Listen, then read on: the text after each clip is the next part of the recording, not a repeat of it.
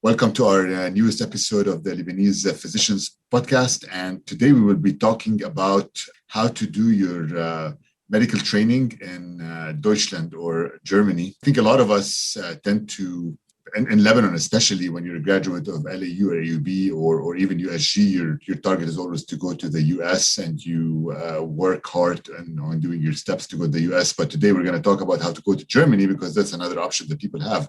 And with us, actually, we have Dr. Jerome Srour, who is currently a fifth-year resident of dermatology in Germany, particularly in the beautiful city of Munich. And we've got Dr. Fahed Al-Ghanim, who is currently a pulmonary and critical care fellow who will be finishing soon at the University of Maryland, which is not that far away from me. So welcome, Jerome. Welcome, Fahed. Thanks for having us. Thanks for having us, Khalil. It's a pleasure. Of course. And so I'm going to start with the first question to Jerome is, so Jerome, I mean, we all, you go to LAU, right? You're a medical student there. Everybody's like, all right, we're going to do our USMLEs. We want to go to the US. We want to go there. So how did you decide to go to Germany? So the decision didn't happen overnight. Fahed can remember very well that I even bought my Step 1 USMLE book.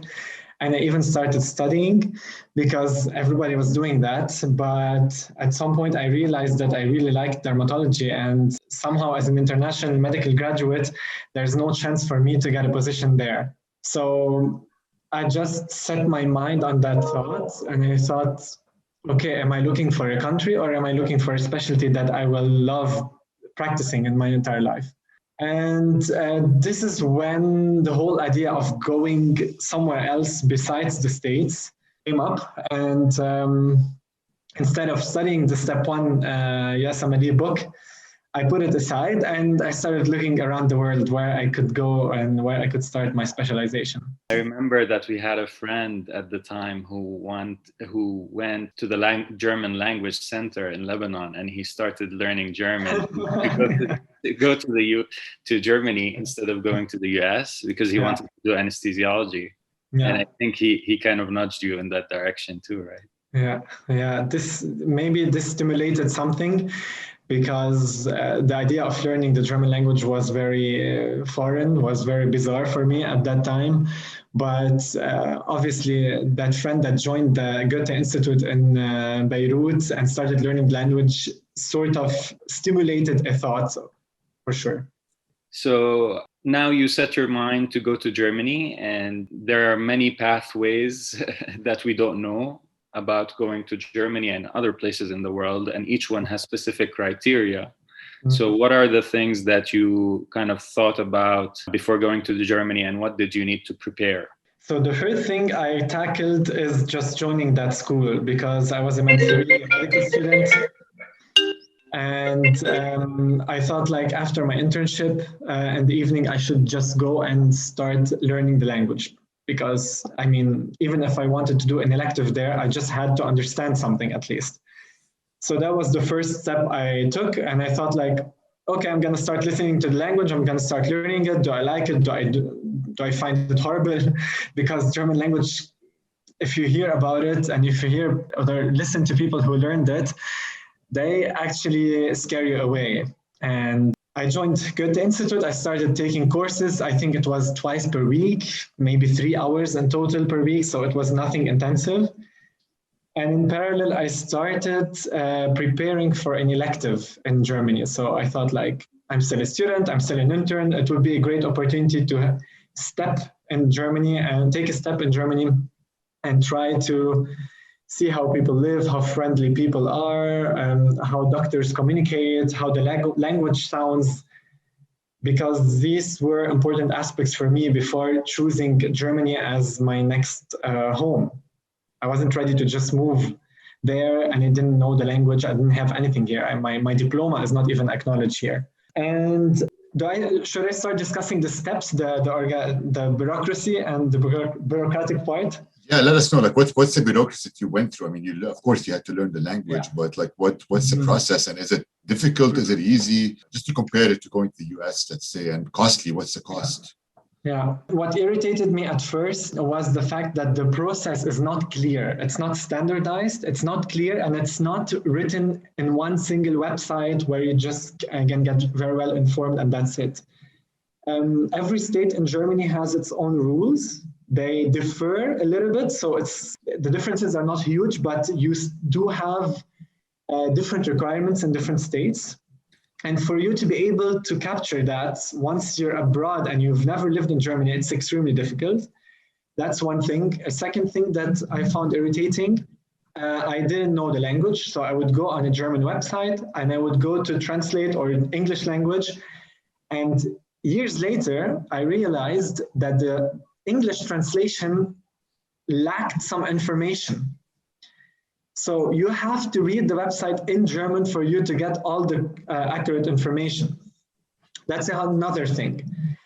And trying to contact Lebanese doctors or Arab doctors that are in Germany, I tried contacting people through LinkedIn or Facebook, I don't even remember. I couldn't get a lot of help because some of them moved back to Lebanon, so others lived in different states, so I couldn't get clear answers. So when I compare it to the States, you could start working on your USMLE and on your first steps to go to the States while you're in Lebanon, but I wasn't able to do that while I was still in Lebanon when it comes to Germany. I had to fly in, I have to do electives here because I wasn't able to have a clear picture about the process. It was extremely frustrating at first. So I was learning the language and I was just trying to ask around if somebody knows anything. I didn't get any information, any important information, and I just ended up doing my electives here in Germany. And once I was here, I started getting closer information because I was just asking locals and doctors that are living here. And I found out that the second step, besides the language, because you need to have a certain level in the language, you need to have a language certificate, level B2 or C1, depending on the state. The second step after the language is the approbation or the medical licensure. So you need to get your diploma acknowledged. And this is also very frustrating, time demanding, demands a lot of patience because you don't know how long it's gonna take.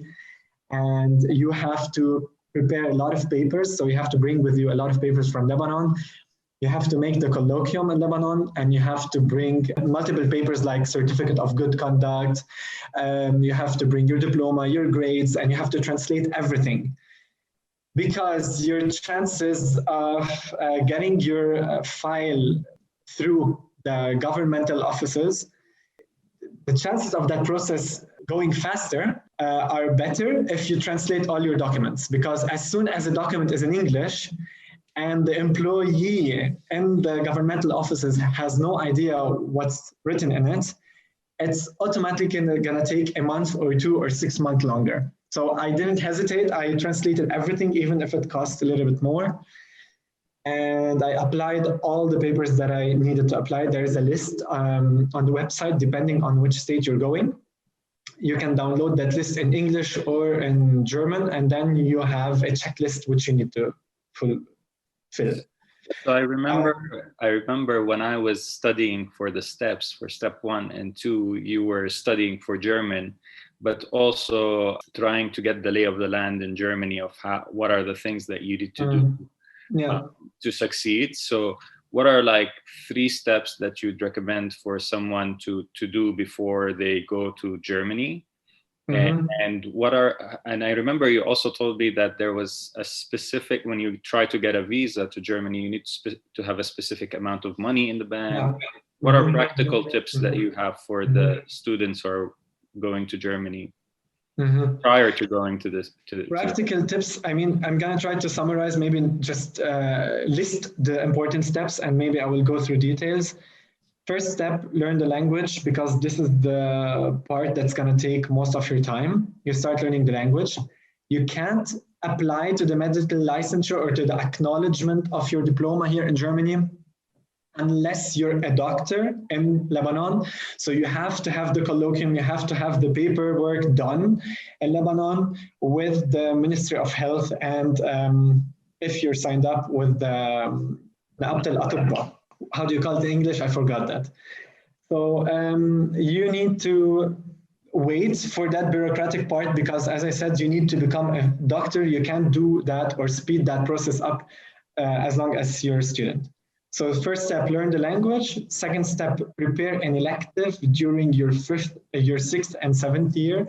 You have to come to Germany. You have to make contact with professors and doctors and deans, because if someone knows you, this will speed up your application process and your acceptance for a residency program, because the process here is way more personal in comparison to other countries. When you compare it to France, when you compare it to the USA, the process here is kind of personal. They want to know you're competent. They want to know you're willing to learn. They know you're engaged and you're nice to patients and you're a good team player. And that way you get a position as a resident much faster if you have that personal connection. So yeah. So what you so exactly what you're telling us is electives are like the most important probably part of going to very important, Germany. Especially that you're a foreigner. You were a medical student outside Germany, so they have to get to know you somehow, because you're competing with medical students from Germany. You're competing with doctors that are German. What are your chances if you're just sitting in Lebanon? So on that note, on that note, when I spent time to try to find elective in the US, I emailed a bunch of doctors and kind of tried through connections to figure out electives. How did you find your electives in Germany? I created a prototype, an email in German and translated in English, and I was copy pasting. I was sending it all over the place. I think I sent about 200 to 300 emails around Germany, just searching for an elective. So that was also very demanding. I had to be very patient because I got very few responses. So it was very rare for me to get a response. And if I got one out of 20 emails, if I got a response, it was negative. So it was very difficult at first. And this is just for an elective. I would just explain in the email that I want to come and do some shadowing. I don't want money. I don't want to work. I don't want a position. I just want to come and walk around the hospital with residents and with different attending physicians.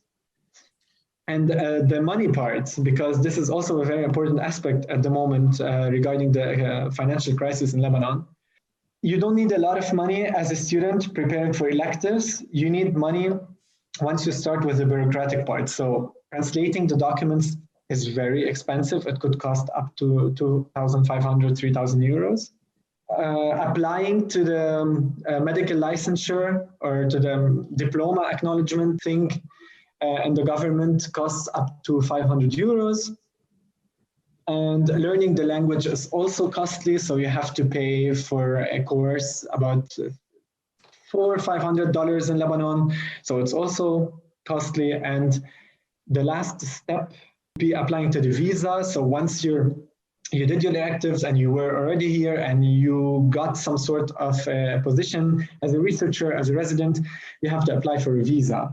And this visa is for a longer stay. So when you're applying for a visa up to 90 days, this is like something similar to a tourist visa.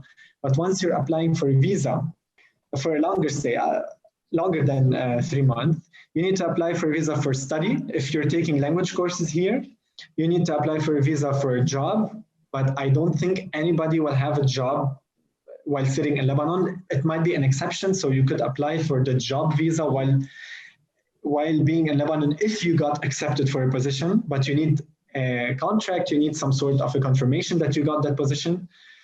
There's another visa, which I got back then. It was a researcher's visa. And lastly, you can apply for a job search visa. But this job search visa, I heard some feedback from different colleagues that came from Lebanon to Germany.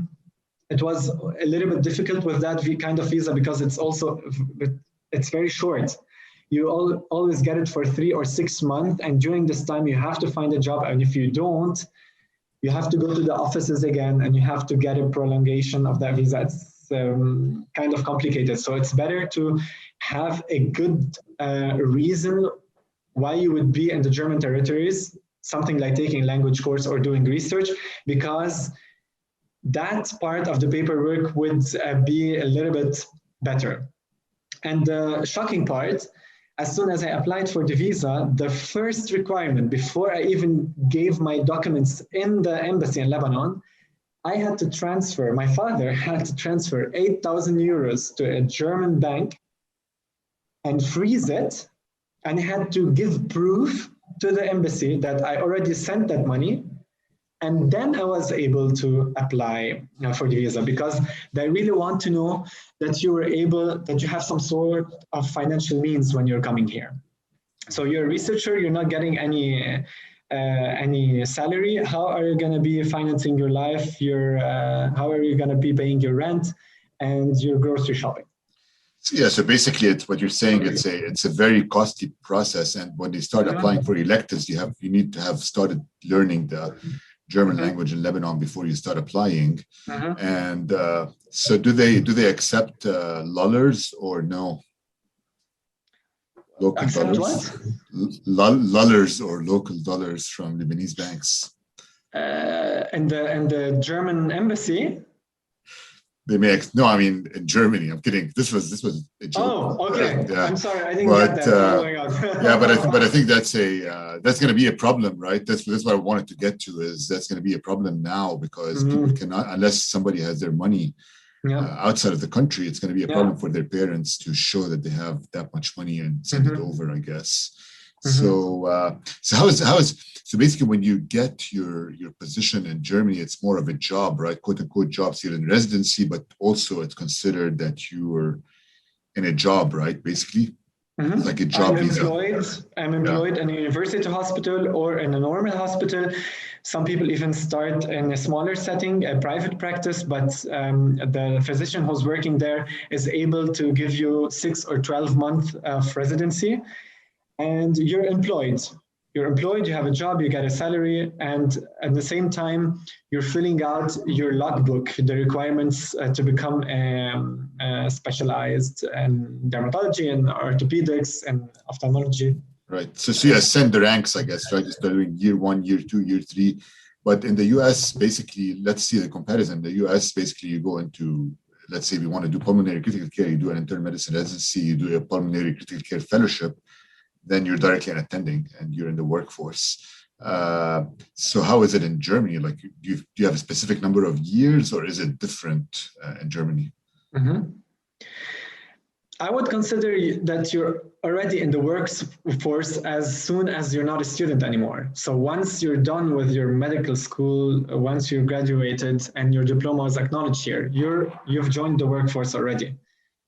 I'm paying taxes, I'm working, I'm getting salary very normally. But there are some ranks, or there's a certain hierarchy, obviously. So you would start as a resident. Depending on the program, you might need anything between 4 to 6 years to finish your residency.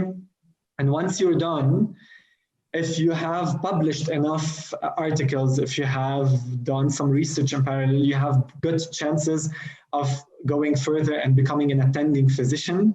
And you can get that position in a university hospital or in a smaller setting too. But there are also different academic titles. So you might be a resident, but you don't have a title, that doctor title that they have here. So it's similar to PhD somehow. So you have to make a project, you have to have a thesis, and you defend it, and then you get that title as a doctor. It's called Dr. Med. So this is something that's academic. It doesn't have anything to do with the residency. And once you have that title, the Dr. Med title, the next step would be becoming a private teacher. So if you publish 11, 12 publications, I think half of them should be first author, the other half should be second author. You can take the next step academically and become that private teacher. So you can start giving courses in the university and the medical school. And the third step would be becoming a professor if you have enough publications. But still, as a resident, even if you didn't publish enough, articles, you might be able to get a position as an attending physician if you're good, if they know you in the hospital, if you've done different kind of work. You might excel in a different way without having that academic title that is actually needed. And obviously, when you're in bigger states or when you are in bigger cities, the competition is higher. So your chances of getting a position as an attending physician in a university clinic in Munich and Berlin and Hamburg is much lower if you don't have enough publications and if you don't have these academic titles. It seems that there are parallels between the US and Germany, especially in academic jobs. And I just wanted to take a step back for the students that are thinking about applying to Germany. Mm-hmm. For example, for me, when I tried to apply to the US, I did my steps and I put my application through ERAS and I sent it to like a bunch of residency programs, and the same goes for fellowship. What did you do to get your research position and residency position? Mm-hmm. Was it a similar application process or something that's totally different? Yeah. There was an application process, but as I said, it's not standardized at all. Okay, it's very, very personal. It's very different from state to state, from city to city, from hospital to hospital. So I just had to, back then, I just had to have the guts to just go for it. So I was here. I spent 3 months doing electives in Germany. I prepared my CV.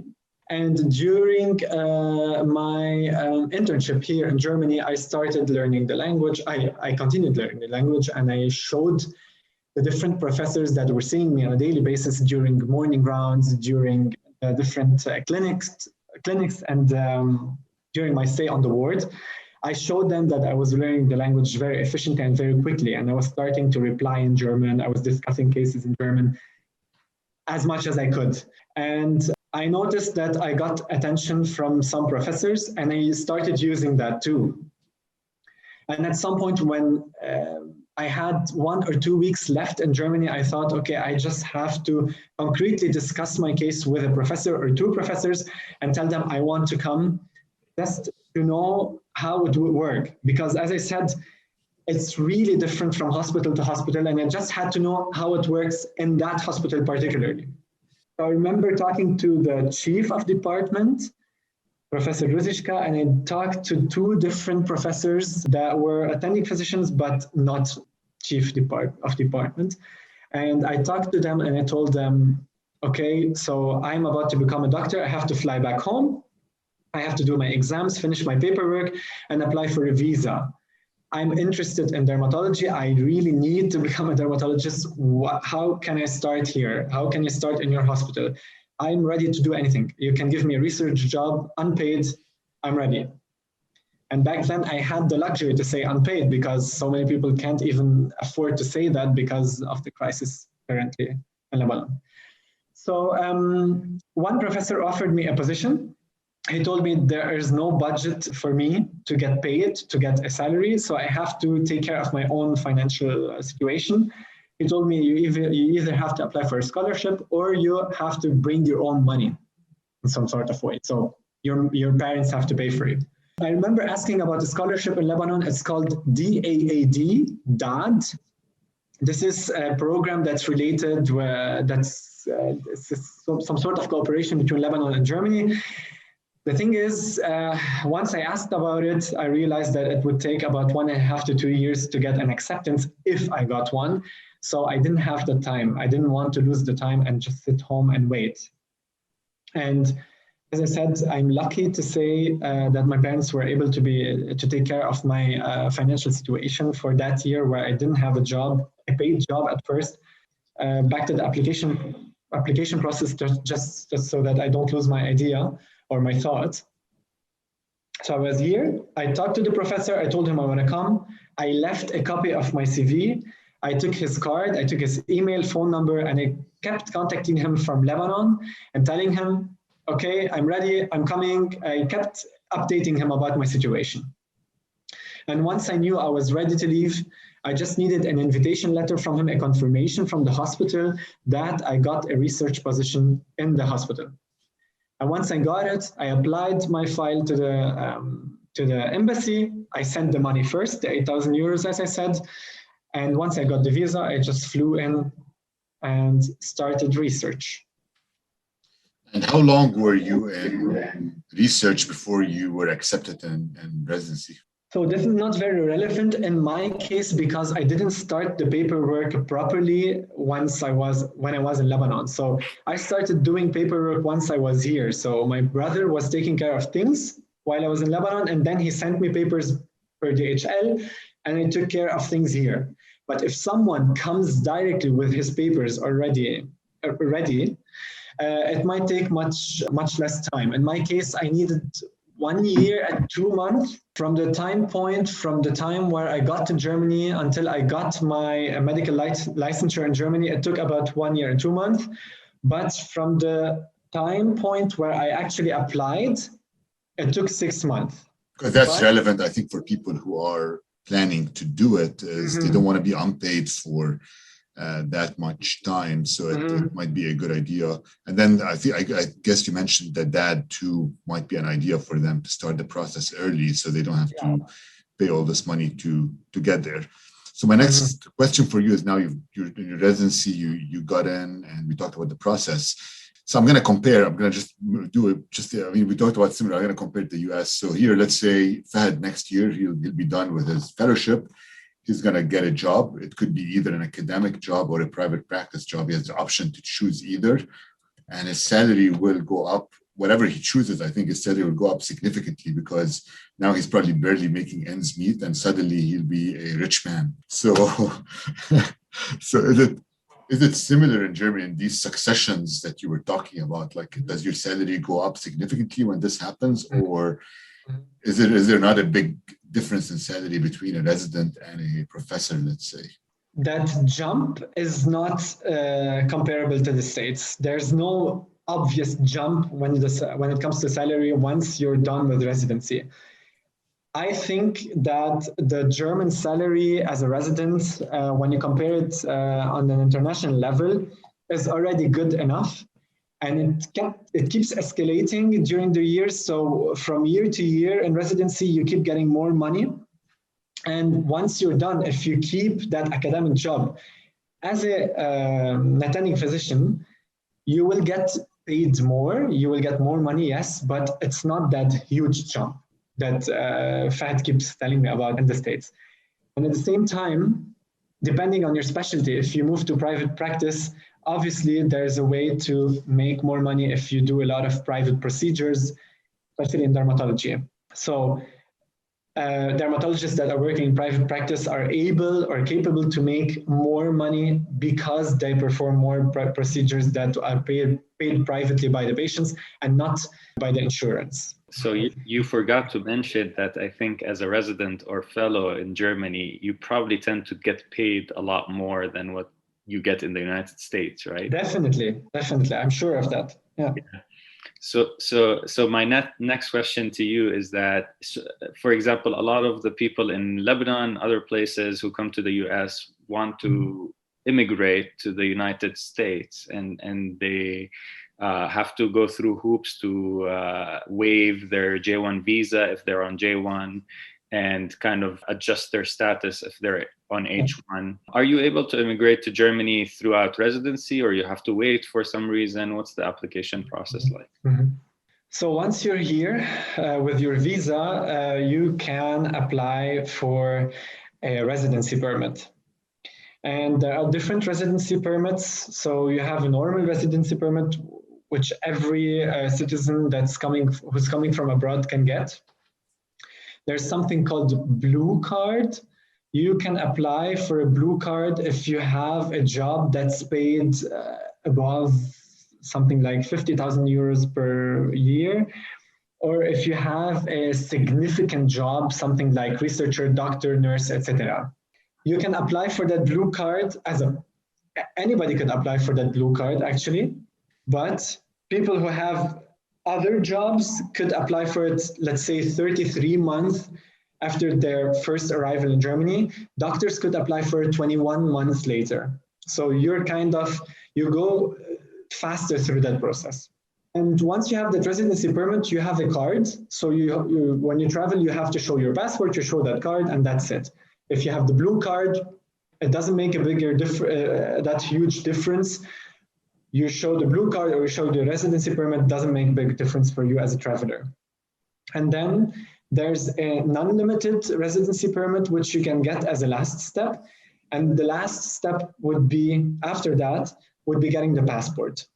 Usually in Germany, they say you have to stay for 8 years in Germany to get the German passport or to apply for the German passport. But in case you have a certain level in the language, so if you have a certificate of B2 or C1 in German language, you can shorten that period from 8 to 6 years. So in my case, for example, I had to have the language skills from the beginning because I'm working as a physician in Germany. And this is why, theoretically speaking, I need about 6 years in Germany for me to apply. And then the process might take anything between 3 to 12 months for you to get the passport.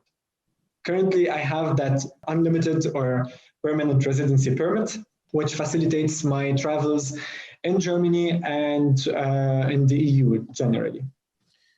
Yeah, so that's important. Basically, that residency permit that you can get, I guess, very shortly after you arrive in Germany, It seems like it allows you free travel across the EU zone countries, which is huge, I think, which is a much longer process in the US, especially if you come on an exchange or J1 visa.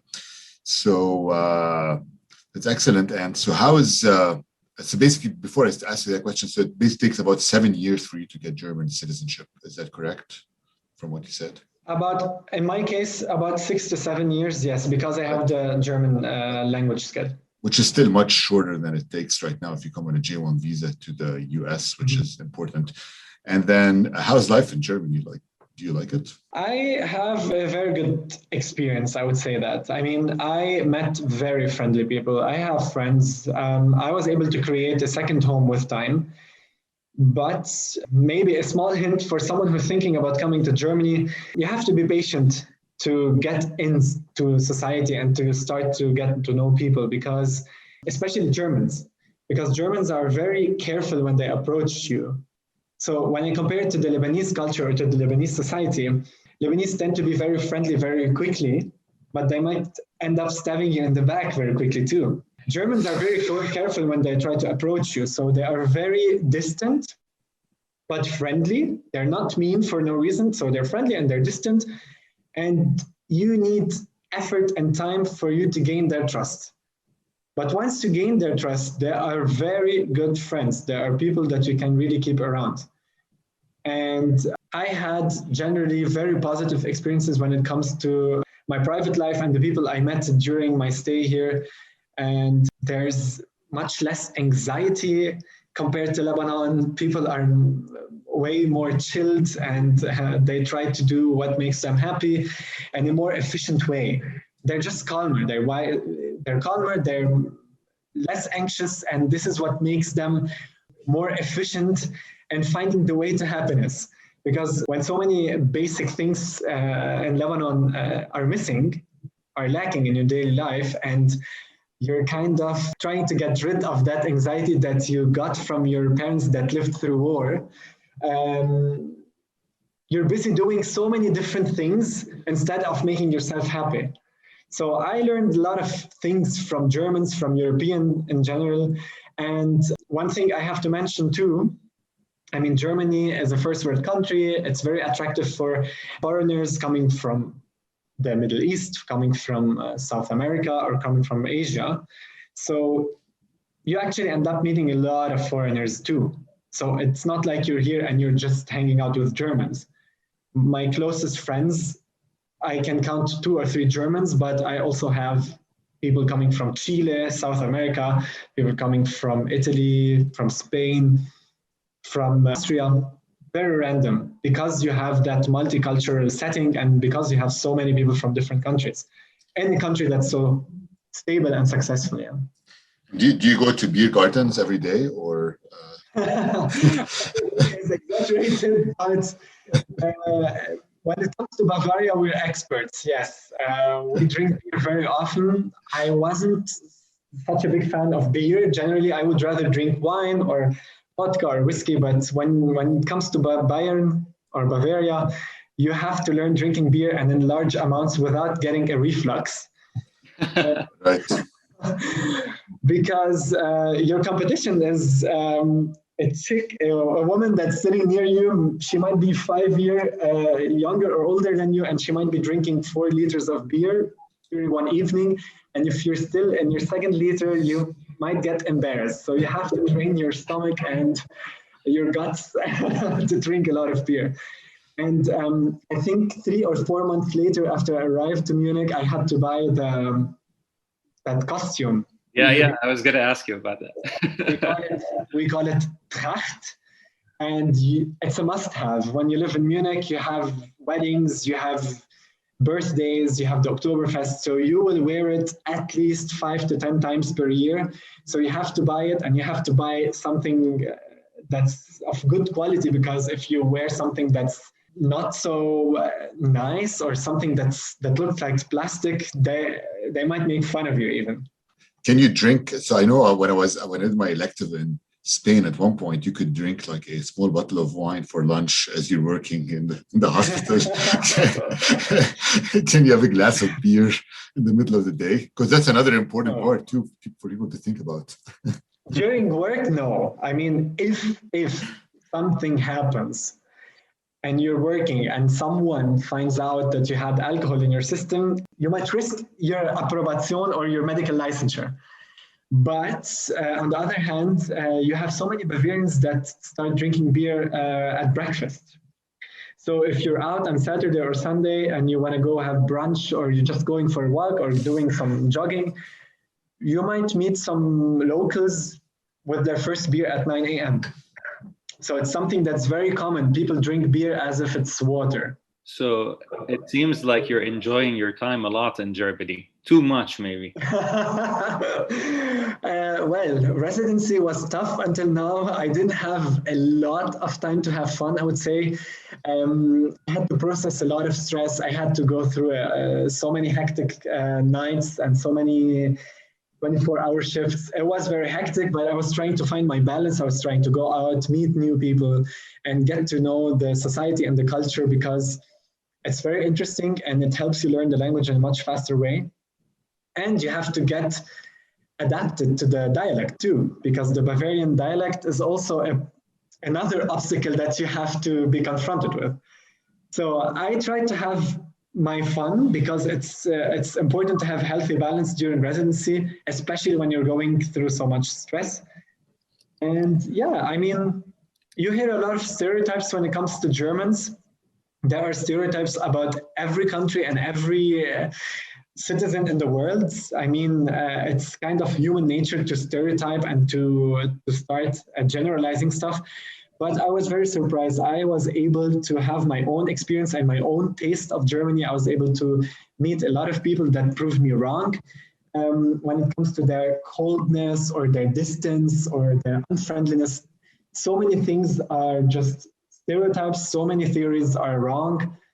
And you just have to come and meet people, because what unites us humans all around the globe is just that search for happiness, search for a good life. Somehow going through that short trip on Earth and somehow enjoying it. And every country or every culture has its own way of translating that. And this is what brings me closer to everybody here, to all the different foreigners and to the Germans that I met here. We're searching for the same thing at the end of the day. Yeah, I think it's similar everywhere. I think people tend to stereotype others, but I can tell you some of the best friends I've made in the US actually are Germans, and we've got some very good German friends right now in Munich who moved back there. So, and I think similar can be said about like people in the US. I think once you're here, you get used to it. I mean, everybody's extremely nice, and yeah, exactly. So, so any final words, Fahed? I just wanted to ask you, and first, thank you for taking the time to talk about Germany. I think it's going to be helpful to all the students who are thinking of going to Germany instead of the US and Lebanon. And then the second thing is, what do you miss about Lebanon that you can't find in Germany? Honestly, I found almost anything here. So I'm able to eat a very delicious manouche. I'm able to make my own delicious tabbouleh here at home. I had delicious knefe here. But what's missing is beach, saltwater, beach, warmth, sand. They do have amazing lakes and rivers, but it's very cold for me. I don't really enjoy swimming in it because I freeze. But yeah, I would say maybe the first thought or the first thing that I really missed here, besides family, besides my loved ones in Lebanon, is beach. Yeah, I think to conclude, I mean, every place has its own positives and negatives, right? But I think you just weigh the positives, weigh the negatives, and decide where you want to be afterwards. And just to tell people, I think just thanks to both of you for being on this podcast, and Fahed, thanks for introducing me to Jerome. I think this was a great experience, and because you always think, I mean, when you're in Lebanon, you're always thinking either like France or the US, right? These are the only two options that people think about. But I think people have to think that there's a lot of other options that they can pursue. That Germany seems to be one of them. And I think Jerome can be a good guide for people who want to ask questions about how to go to Germany, hopefully. I'm really glad I was able to take part in this podcast because I was contacted by about 50 medical students or physicians from Lebanon in the last 5 years. I would be getting very desperate, sad messages on Facebook, Instagram, or even on WhatsApp, asking me about the details and asking me about Germany because it always sounds very scary. Oh my God, Germany, I have to learn German. It's not possible for me to come here. And I actually gave these people realistic hopes or just realistic information when it comes to the process and the way to success when it comes to Germany. And this podcast exactly summarizes my experience, summarizes my tips for everybody who's trying to come here. And maybe when someone texts me or asks me about anything, I would just give him the link to this podcast and they would get very important and clear information about coming to Germany. I think it's going to help many physicians and students that are considering Germany as an option. And it was a great opportunity. All right, thanks. Maybe you can consider also at some point doing an outline or something like that for people to follow in terms of the process. So, all right, thanks to both of you, and hopefully see you both soon. Thanks, Fahed. Thank you. All right, bye.